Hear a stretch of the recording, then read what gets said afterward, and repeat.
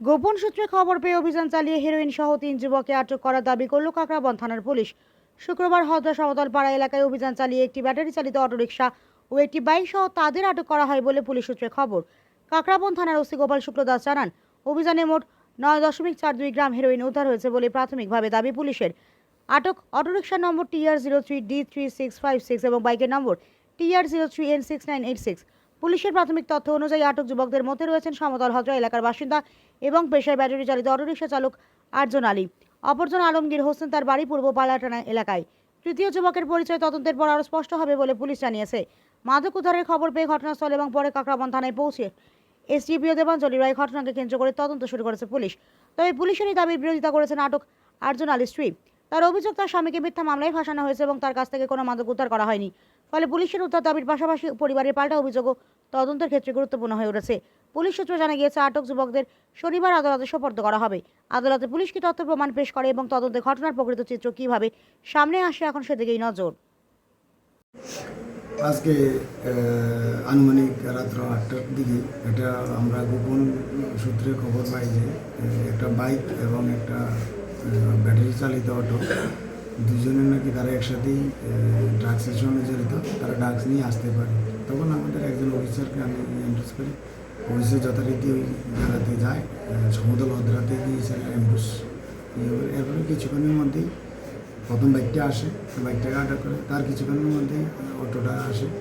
তখন তাদের ইয়ে করা হয়, চার্জ করা হয়। চার্জ করার পরে তাদের কাছে আমরা ড্রাগস, যেটা হেরোইন বলে পরিচিত, এটা আমরা পাই। আনুমানিক এটার ওজন 9 গ্রাম, 9.42 গ্রাম।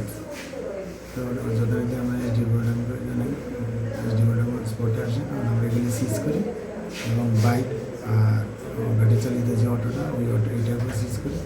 এবার আমরা থানাতে নিয়ে আসি। এখন তাদের বিরুদ্ধে আমরা একটা মামলা দেবো, সত্য প্রয়োজিত মামলা।